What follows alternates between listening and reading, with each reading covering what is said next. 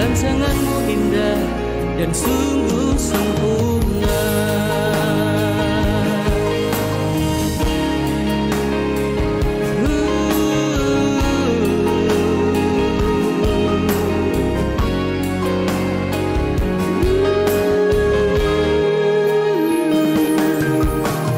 Percaya firman-Mu ya Tuhan, percaya janji-Mu padaku.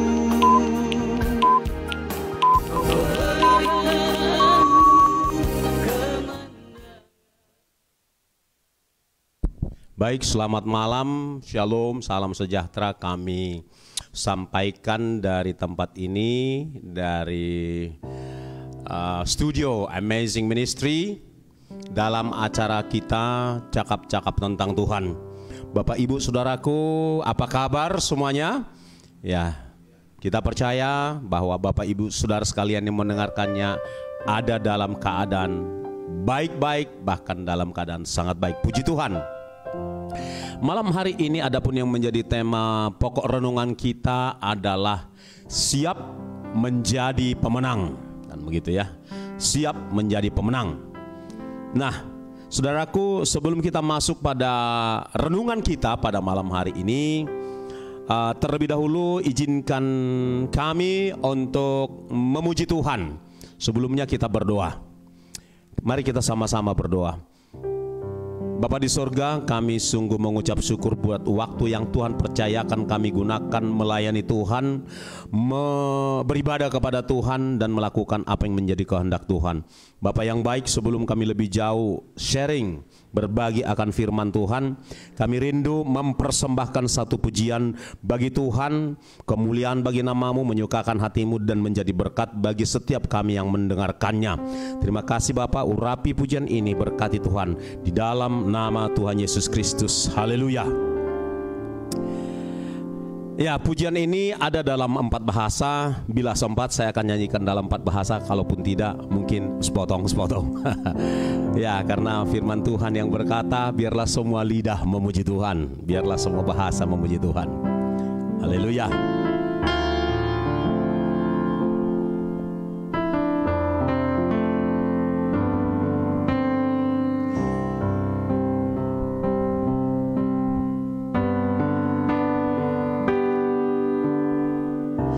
Father in heaven, how we love you.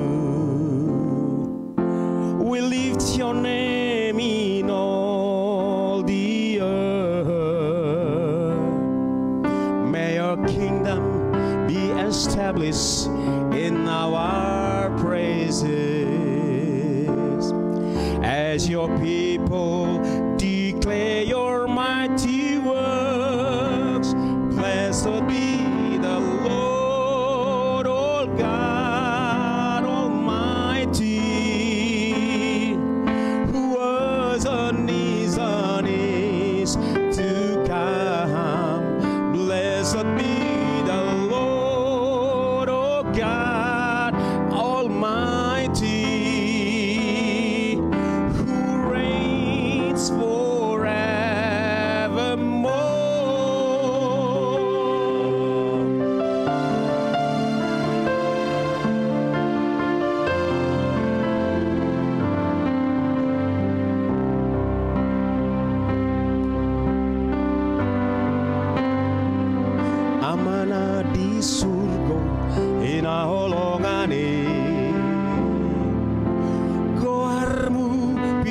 timbul lihat portibio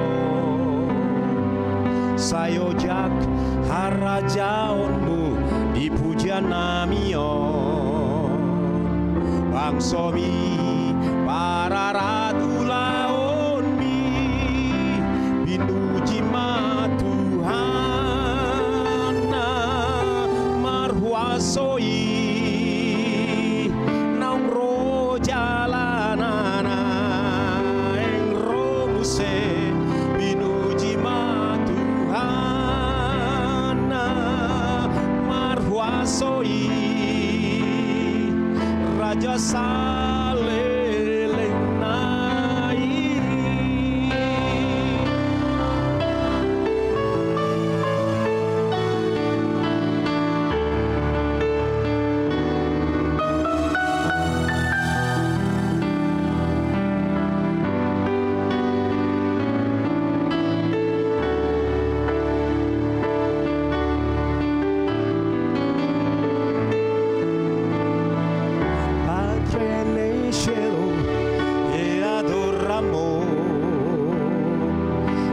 Lanciamo soy su nombre en alto, que tu reino se establece en la alabanza, que tu pueblo quiere declarar tu poder.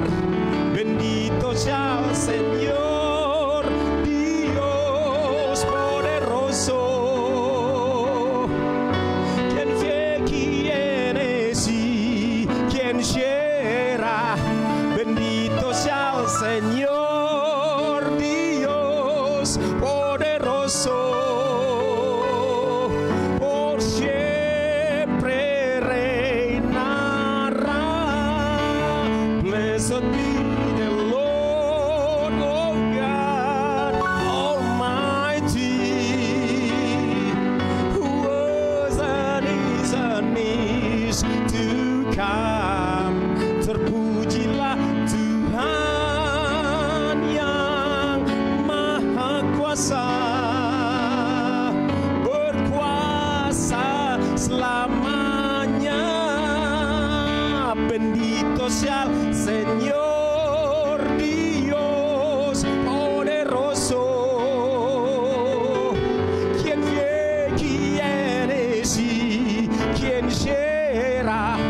Bendito sea el Señor, Dios poderoso. Por siempre reinará. Terpujilah Tuhan nama ruasoi, nang rojalanana eng romuse. Terpujilah Tuhan nama ruasoi, Raja saleleng nai. Oh, blessed be the Lord, oh God Almighty, who was and is to come. Bendito sea el Señor, Dios poderoso. Por siempre reinará. Who reigns forevermore. Who reigns forevermore.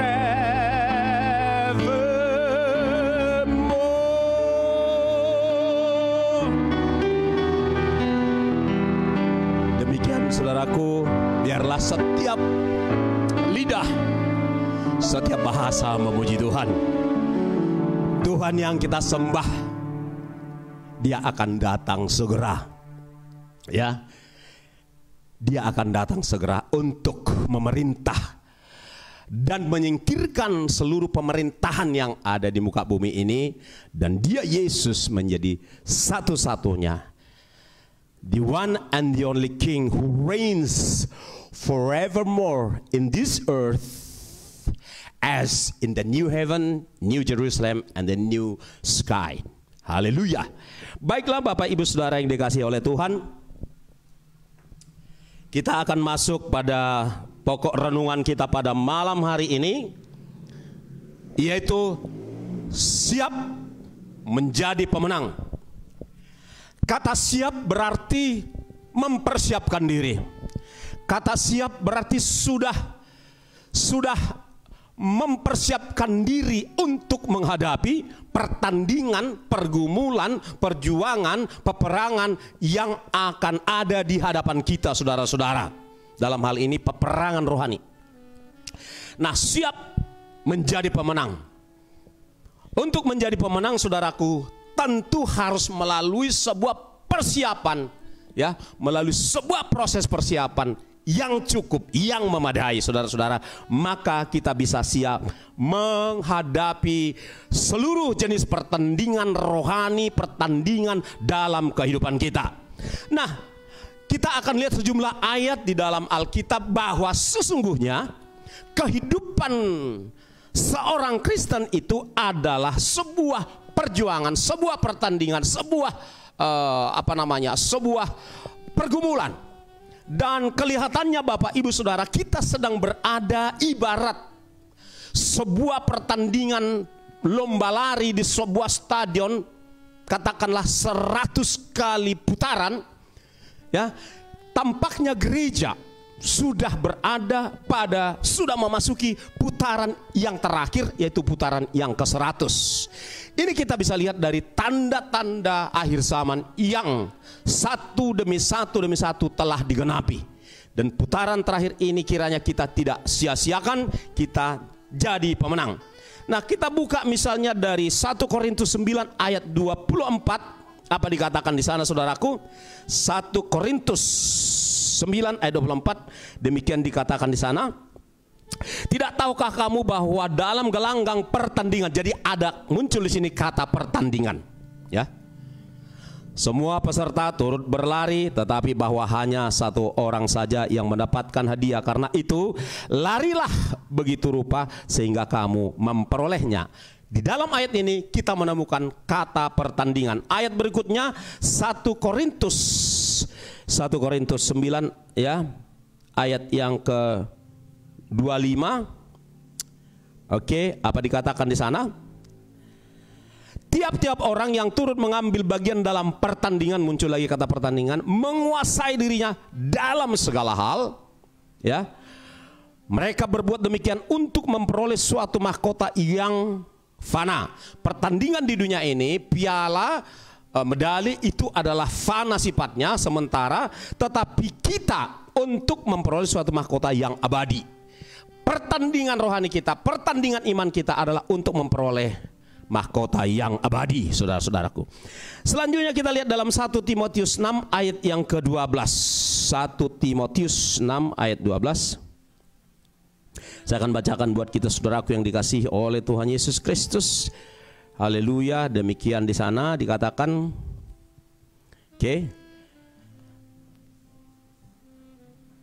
Oke. Bertandinglah dalam pertandingan iman yang benar, dan rebutlah hidup yang kekal. Untuk itulah engkau telah dipanggil, kita telah dipanggil, dan telah engkau ikrarkan ikrar yang benar di depan banyak saksi. Di sini muncul lagi kata pertandingan. Di sini kita diingatkan agar bertanding dalam pertandingan iman yang benar untuk merebut hidup yang kekal. Kemudian kita lihat di dalam 2 Timotius 4 ayat 7. 2 Timotius 4 ayat 7, saudaraku. Mari kita lihat lagi. Apa dikatakan di sana? 2 Timotius 4 ayat yang ke-7. Demikian. Aku telah mengakhiri pertandingan, ini Paulus. Aku telah mengakhiri pertandingan yang baik, aku telah mencapai garis finish, ya, garis akhir, dan aku telah memelihara iman.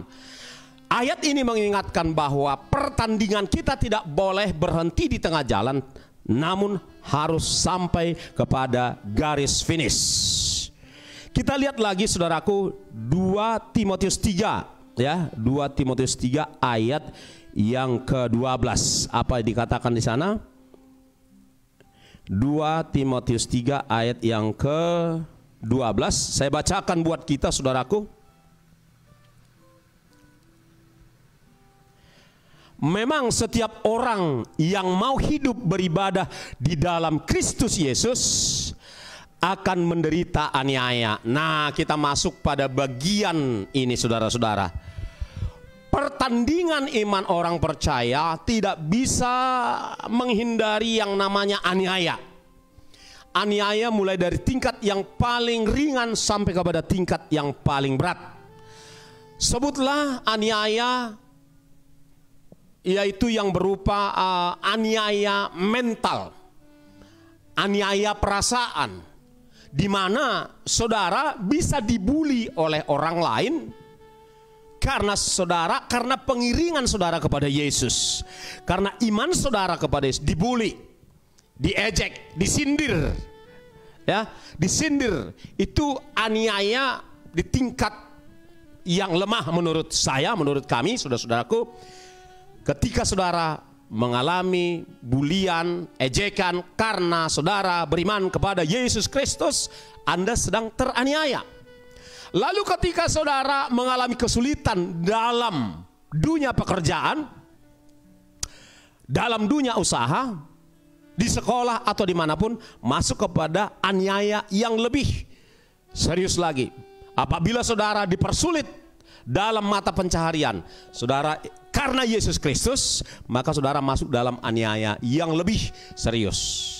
Nah, namun ada aniaya yang lebih serius lagi saudara-saudara, yaitu aniaya fisik.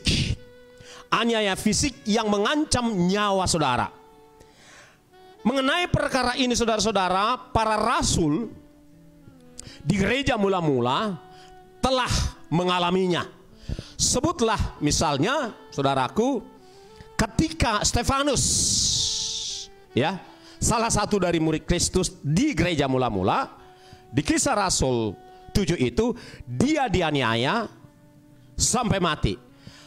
Pasca Stefanus, maka rasul-rasul berikutnya semua dianiaya, bahkan mati martir. Jadi aniaya di tingkat yang paling serius adalah ketika orang percaya diperhadapkan dengan mati martir, saudaraku yang dikasihi oleh Tuhan. Dan sejarah memberitahu kepada kita bahwa semua rasul-rasul itu semuanya mati di penggal lehernya, saudara-saudara, termasuk Paulus. Bahkan saudaraku, Petrus, sejarah menyaksikan bahwa Petrus itu bukan saja mati disalibkan seperti Yesus, tetapi dia minta disalibkan terbalik, yaitu kakinya ke atas dan kepalanya ke bawah. Petrus mengalami aniaya, mengalami mati martir, saudara-saudara. Dan kalau saudara baca buku tentang martir, ya, itu semua, ya, rasul-rasul mengalami martir. Dan orang-orang percaya di abad pertama, abad kedua itu banyak yang mati, ya, dianiaya. Sebutlah misalnya di zamannya Raja Kaisar Nero. Kaisar Nero dari Eropa, ya, dari daerah Roma atau Romawi, saudara-saudara, ya. Nah, Kaisar Nero ini luar biasa melakukan penganiayaan kepada orang Kristen gereja mula-mula. Ada yang dilumuri teror begitu, lalu dibakar hidup-hidup di depan stadion. Ada yang dibawa ke sebuah stadion dan dikeluarkan singa atau harimau untuk memangsa mereka dan ditontoni oleh raja-raja waktu itu, saudara-saudara, sampai tubuhnya dicabik-cabik dan cara-cara aniaya yang lain, saudara-saudara. Sehingga banyak daripada orang Kristen gereja mula-mula menghadapi mati martir sampai kepada abad ketiga, abad keempat dan seterusnya. Ketika masuk abad keempat, seorang kaisar dari Roma, ya, kaisar Romawi bernama Konstantinus menghentikan aniaya itu dengan memerintahkan supaya semua orang di dalam kekaisarannya percaya kepada agama Kristen, katanya, kan begitu ya. Itu katanya. Kita nggak tahu persis apakah seorang Konstantinus Kristen sejati atau bukan. Ya, saya ulangi kalimat saya sendiri tidak dapat memastikan apakah dia Kristen sejati, apa iya, apa bukan, kan begitu. Tapi yang pasti sejak dia memerintah, saudara-saudara, maka penganiayaan itu surut. Namun 2 abad setelah itu, 12 abad maksud saya, 1200 tahun maksud saya, itu malah kekristenan itu malah redup di seluruh dunia dan seterusnya. Nah, kita kembali kepada pemenang. Saudara-saudara, saya mengajak kita sejenak untuk melihat sejumlah contoh beberapa dari tokoh Alkitab yang tampil menjadi pemenang. Ya, sebutlah Nuh, ya.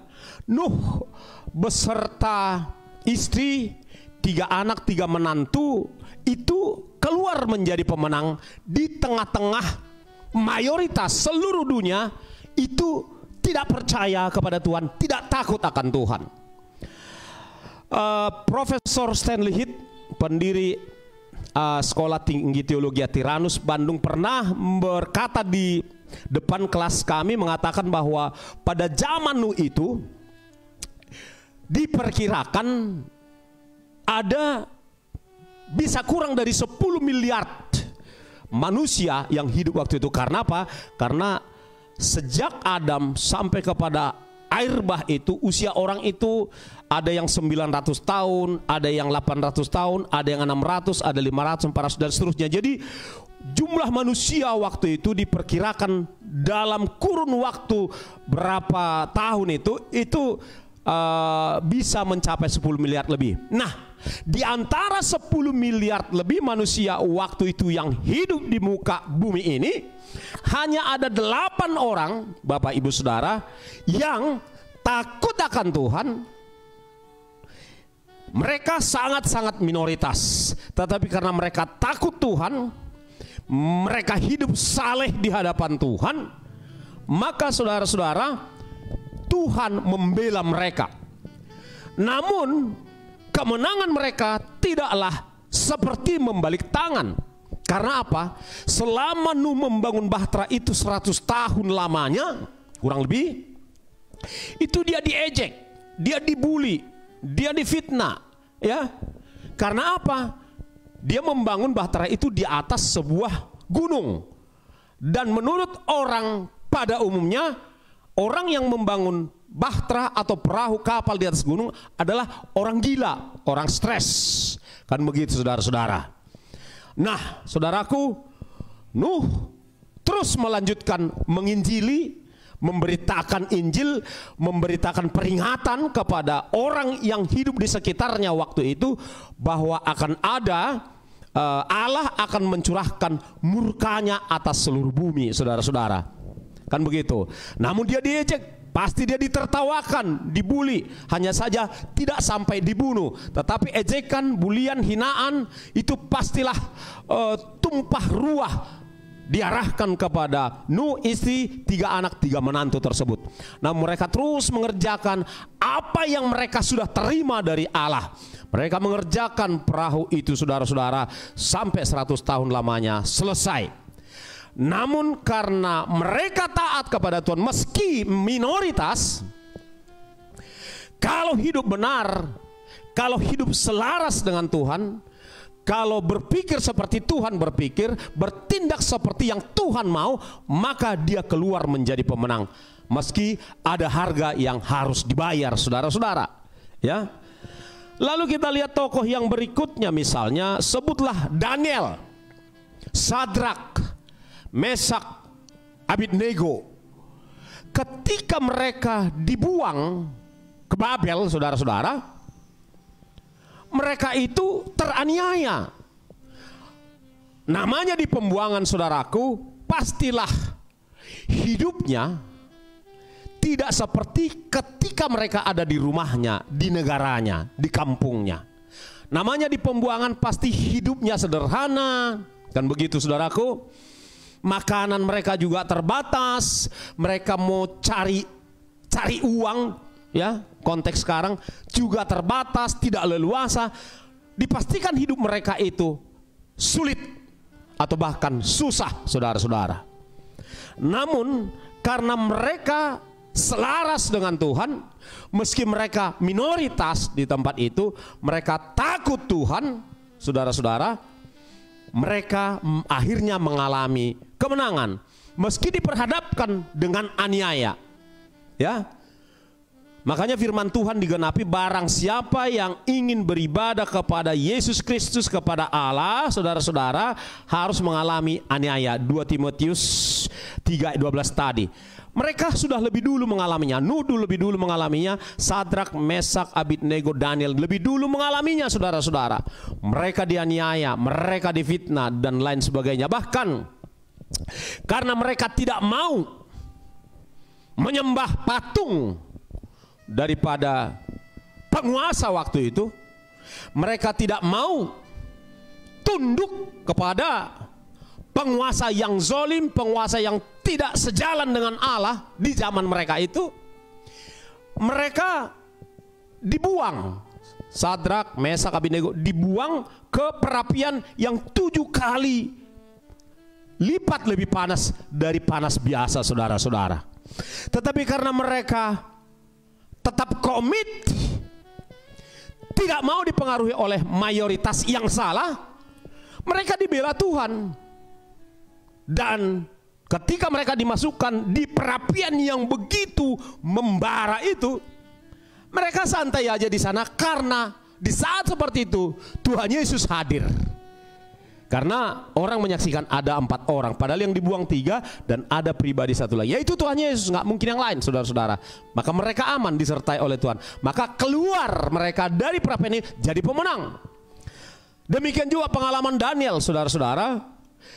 Karena dia juga tidak mau mengikuti seluruh aturan keputusan raja di zaman itu, karena dia tahu bertentangan dengan agenda Allah, dia pun dicampakkan ke gua singa. Namun apa yang terjadi, saudara-saudara? Mereka ingin dianiaya begitu rupa. Pastilah dia teraniaya mental di situ. Tetapi saudaraku, Tuhan hadir membuat singa-singa itu sepertinya nyilu giginya, seperti ompong singa-singa itu, sehingga tidak mengganggu Daniel sama sekali. Nah, Daniel akhirnya keluar jadi pemenang. Demikian juga di era perjanjian baru, Stefanus, dia dianiaya oleh mayoritas yang tidak percaya kepada Tuhan. Mereka waktu itu memang punya agama, kan begitu ya. Mereka punya agama, mereka punya kebenaran sendiri. Mereka bukan memegang kebenaran, satu-satunya kebenaran Allah. Mereka memegang kebenaran-kebenaran yang lain.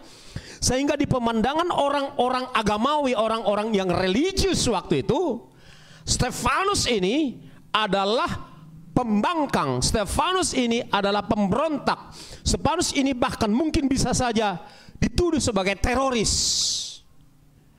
Saudara-saudara, akhirnya dia dianiaya dan bahkan mati martir. Demikian selanjutnya gereja mula-mula, saudaraku, mereka semua mengalami mati martir.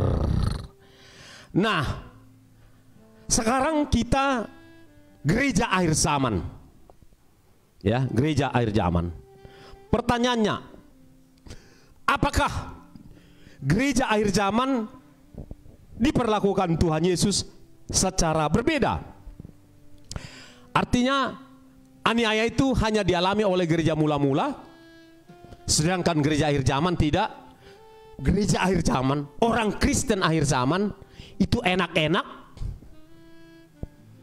santai-santai. Gereja akhir zaman, orang Kristen akhir zaman hidup hanya untuk menikmati fasilitas. Karena apa? Karena salah mengerti Yohanes 10 ayat 10. Aku datang untuk memberi hidup dan hidup berkelimpahan. Diklaim oleh banyak rohaniwan di akhir zaman bahwa kalau ikut Yesus itu hidup berkelimpahan secara material, secara finansial. Hidup berkelimpahan bisa menikmati seluruh kesenangan-kesenangan dunia. Banyak orang menafsirkan demikian, saudara-saudara. Mereka lupa bahwa kata yang dipakai di situ adalah hidup yang berkelimpahan, artinya hidup yang terus-menerus, hidup yang generous, generator, ya, generator terus-menerus, saudara-saudara. Generasi itu artinya ada hidup yang berkelangsungan, berkelanjutan. Itu yang Tuhan maksud, yang Tuhan Yesus maksud, bukan hidup bergelimang harta, enggak. Bukan itu, saudara-saudara. Makanya banyak orang disesatkan dengan pengajaran yang sesat seperti itu. Iya, banyak yang disebut dengan teologi kemakmuran. Oh, banyak orang tersesat dengan teologi ini, saudara-saudara. Ikut Tuhan itu identik dengan memperoleh harta yang bergelimang. Tuhan tidak anti harta. Tuhan tidak keberatan orang Kristen hidup berkecukupan, tetapi hidup berkelimpahan yang dimaksudkan Yesus dalam Yohanes 10:10 bukan itu. Bukan, saudara-saudara. Nah, disinilah kita perlu mempersiapkan pengertian kita, supaya apa yang kita ngerti itu juga yang mempersiapkan mental kita, saudara-saudara. Kalau apa yang mengisi otak kita udah salah, maka mental kita juga salah, tindakan kita salah, iman kita itu akan lemah dan jatuh. Terbukti sekarang lewat pandemi ini, ya. Saya nggak mau nyebutnya pandemi, saya mau nyebutnya pandemi. Lewat situasi COVID selama 2 tahun terakhir ini, teruji teologi kita. Mampukah bertahan atau tidak dengan teologi kemakmuran misalnya? Banyak yang gugur toh? Mohon maaf, banyak yang gugur, banyak yang diam-diam stres. Banyak, nggak peduli mau jemaat mau hamba Tuhan, banyak yang diam-diam stres. Karena kepalanya diisi dengan penafsiran yang salah. Tidak dipersiapkan menghadapi segala kemungkinan. Tidak dipersiapkan menjadi pemenang yang sesungguhnya.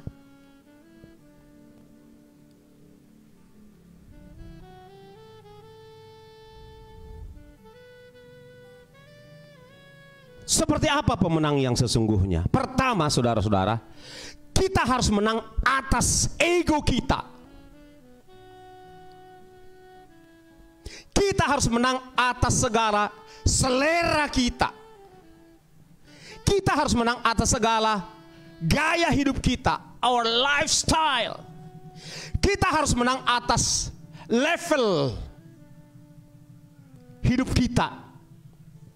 Banyak orang tidak siap ketika tidak bisa lagi makan makanan seperti yang dulu. Ketika tidak bisa lagi menggunakan pakaian yang mahal seperti yang dulu. Tidak bisa lagi jalan-jalan kemana-mana seenaknya seperti yang dulu. Tidak bisa lagi mempertahankan lifestyle hedonisme seperti yang dulu. Banyak yang gugur. Dan khotbah seperti ini tidak disukai dari dulu. Tapi sekarang khotbah seperti ini terbukti. Yang seperti ini yang harus disampaikan kepada jemaat, kepada orang percaya. Supaya benar-benar siap. Jangan halu. Banyak orang Kristen menjadi halusinasi gara-gara pengajaran yang mengiming-iming. Selalu ujung-ujung khotbah soal duit. Sekarang terbukti kan? Berapa banyak orang Kristen yang gugur imannya. Diam-diam stres, depresi. Dan akhirnya banyak yang mengakhiri hidupnya. Gara-gara tidak dipersiapkan menjadi pemenang sejati. Dari apa lagi kita harus menang? Menang dari sistem nilai dunia di sekitar kita. Menang dari gaya hidup dunia di sekitar kita. Harus bisa menang dari gaya hidup hedonisme. Harus siap hidup apa adanya. Itu baru pemenang, saudara-saudara. Harus siap dari tawaran dunia ini, apapun bentuk tawarannya. Harus siap menolaknya. Jika engkau ingin mempertahankan mahkota kehidupan yang kekal itu. Jangan takut.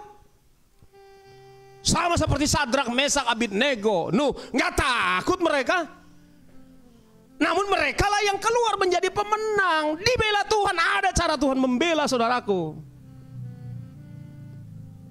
Jangan gampang kompromi. Harus menang atas kompromi-kompromi A, B, C dan seterusnya.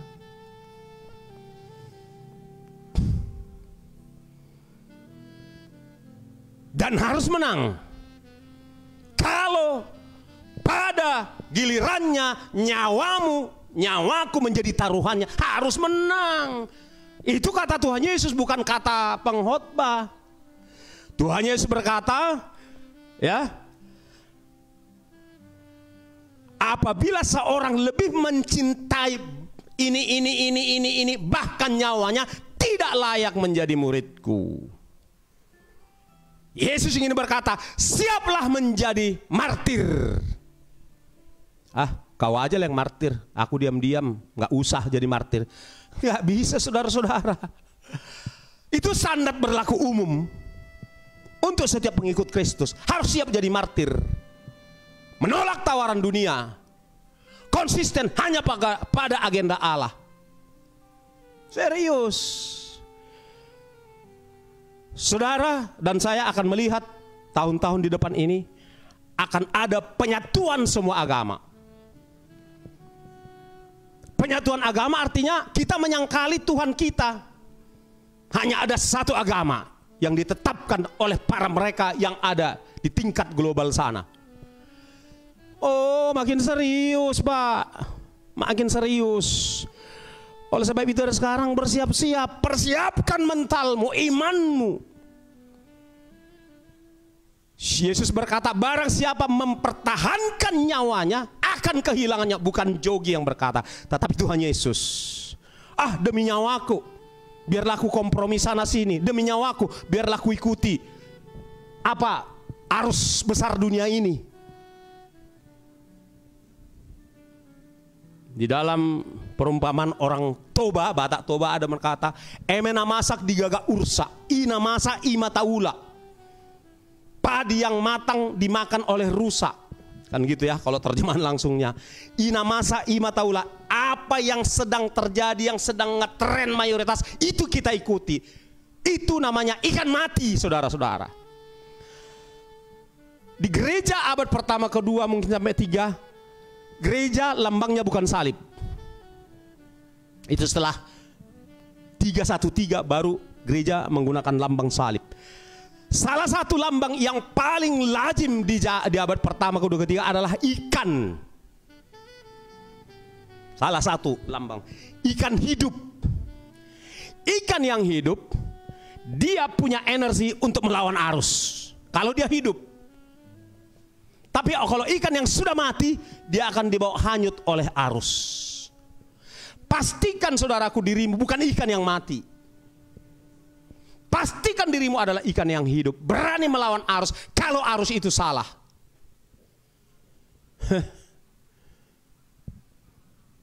Sekarang sedang diuji. Ini masa pengujian. Sekarang sedang dipilah. Ini masa pemilahan. Sekarang sedang ditampi. Ini masa penampian. Pikirkan sendiri cara apa dunia menampi saudara. Cara apa yang Tuhan izinkan menampi saudara. Anda mengerti itu. Kemanapun khotbah ini sebelum berakhir, Anda sudah tahu kemana arahnya. Pikir sendiri. Persiapkan dirimu menjadi pemenang. Jika tidak, kau akan kehilangan mahkotamu. Saudaraku yang dikasihi oleh Tuhan Yesus Kristus, tidak kebetulan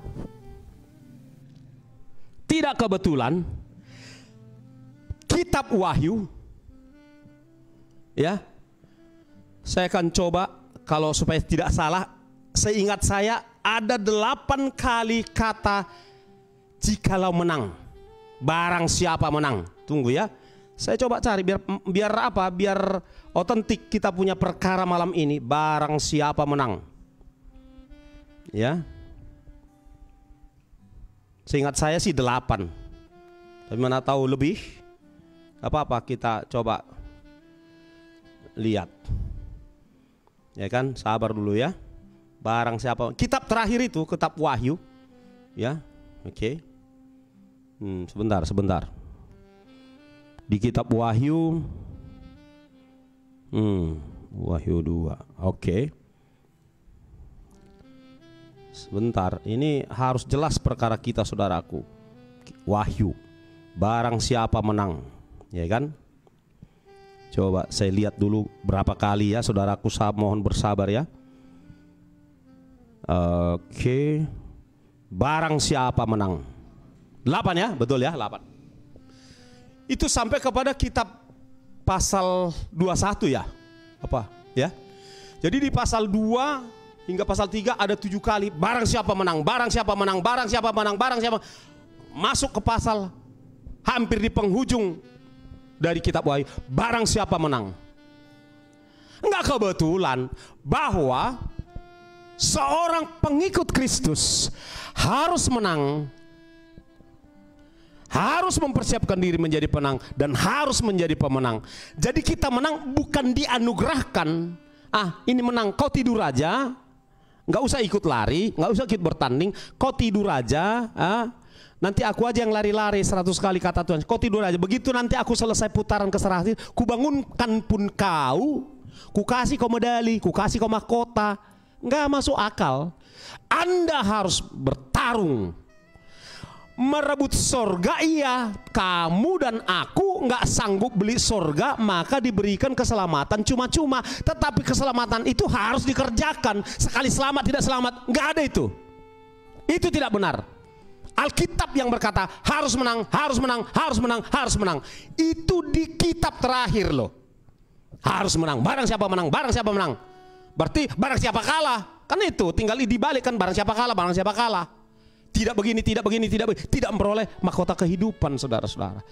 Jadi don't take it for granted. Jangan anggap sepele terhadap pertandingan imanmu, saudara-saudara, sehingga engkau menggampangkan segala cara dan kompromi dengan berbagai cara. Persiapkan dirimu menjadi penang. Sekali lagi saya katakan, harus menang atas segala sistem dunia ini, harus menang atas segala tawaran godaan dunia, bahkan harus menang atas segala pemaksaan dunia ini. Saya ulangi, harus menang atas segala pemaksaan, taruhannya nyawa. Jangan takut, barang siapa kehilangan nyawanya karena namaku, kata Tuhan Yesus, ia akan memperoleh nyawanya kembali. Tuhan Yesus memberkati. Kiranya renungan ini malam hari ini mengoreksi kembali imanmu, gaya hidupmu, pertandinganmu, ya, sebagai orang Kristen. Mengoreksi kembali, benar-benar mengoreksi kembali. Tinjau ulang kembali iman yang kau bangun. Model seperti apa iman yang kau bangun selama ini, saudaraku. Kami berdua dari tempat ini, kiranya Tuhan menolong saudara mempersiapkan diri menjadi pemenang. Haleluya. Sebelumnya, sebelum berdoa, kita angkat satu pujian.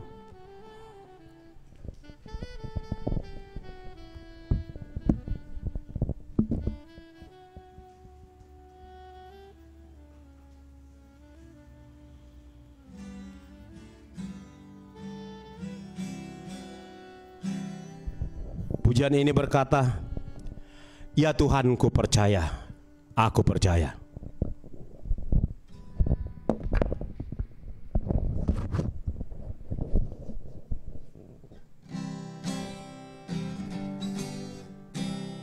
Ya Tuhan, ku percaya,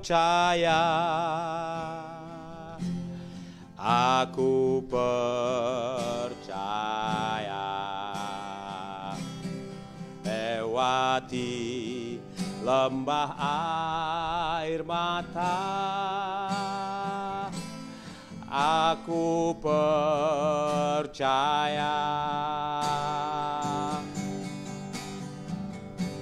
Firman-Mu ya dan amin, aku percaya.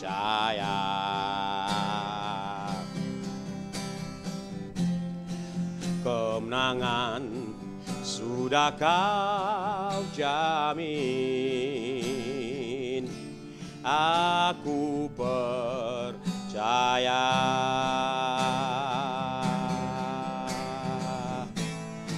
Ya Tuhan, ku percaya, aku percaya.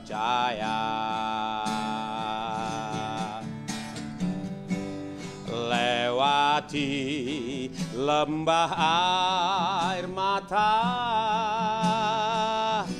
aku percaya. Firman-Mu ya dan amin, aku percaya.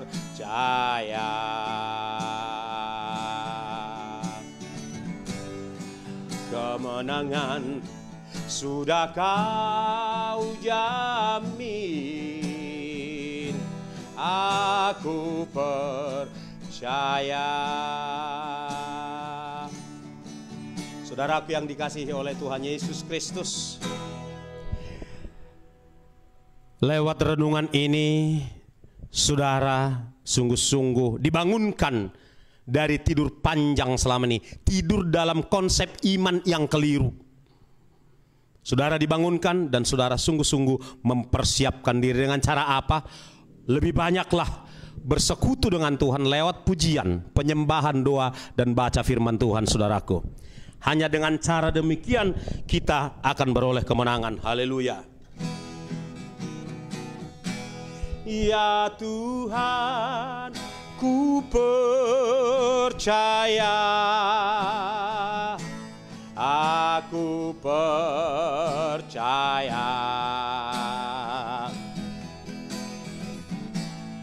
Lewati lembah air mata, aku percaya.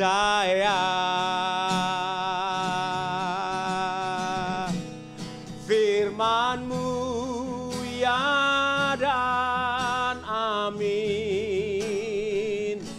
aku percaya.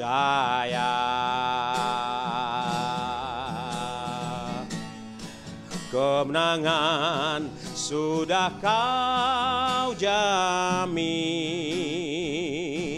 aku percaya.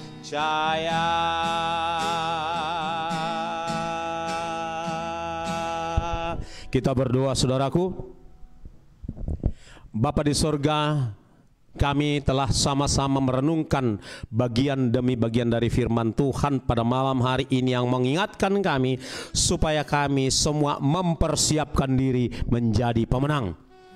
Tuhan, kami mohon Roh Allah yang hidup, Roh Kuduslah yang terus menuntun kami serta melatih kami, memproses kami lewat pengalaman hidup kami, lewat kesulitan, tantangan dalam hidup kami, menjadi arena buat Roh Kudus melatih kami keluar menjadi pemenang, dan akhirnya kami mencapai garis finish pertandingan kami. Tuhan, biarlah firman Tuhan serta renungan yang telah hamba-Mu sampaikan boleh diulang-ulang kembali oleh semua kami yang telah mendengarkannya. Biarlah renungan ini tidak berlalu begitu saja ketika acara dan pelayanan ini sudah usai, Tuhan, tetapi akan terus mengiang di hati kami, mengingatkan kami untuk kami tetap berjaga-jaga, mempersiapkan diri, dan akhirnya keluar menjadi pemenang apapun tantangannya. Karena iman kami kepada Yesus Kristus, kami tidak usah takut, karena kami tahu hidup bagi kami adalah Kristus, mati adalah keuntungan, karena toh sama-sama dengan Kristus lagi di Firdaus, di Yerusalem baru nantinya. Terima kasih Bapa yang baik, berkati semua pendengar, berkati apabila ada yang sakit, Tuhan sembuhkan, nyatakan kuasa-Mu. Terima kasih Tuhan, Tuhan berkati segala pekerjaan, usaha, income daripada semua yang mendengarkan, Tuhan cukupkan, Tuhan berkati, berkati rumah tangga, berkati suami, istri, anak-anak, berkati semuanya Bapa. Demi nama Bapa, Anak dan Roh Kudus, kami juga berdoa biarlah Tuhan memberkati pelayanan Amazing Ministry, berkati hamba-Mu Bang Ejul serta semua keluarga dan yang mendukung pelayanan teman ini. Tuhan memberkati.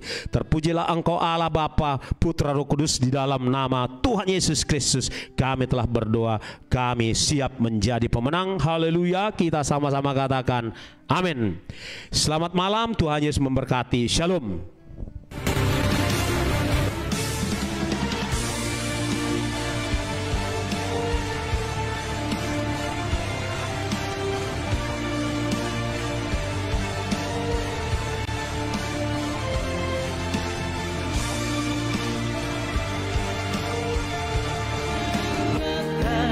Masa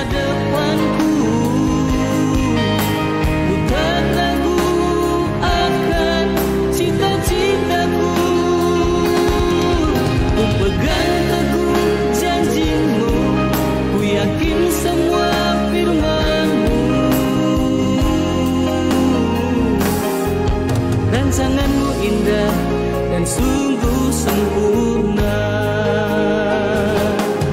Rancanganmu indah dan sungguh sempurna. Oh, rancanganmu indah dan sungguh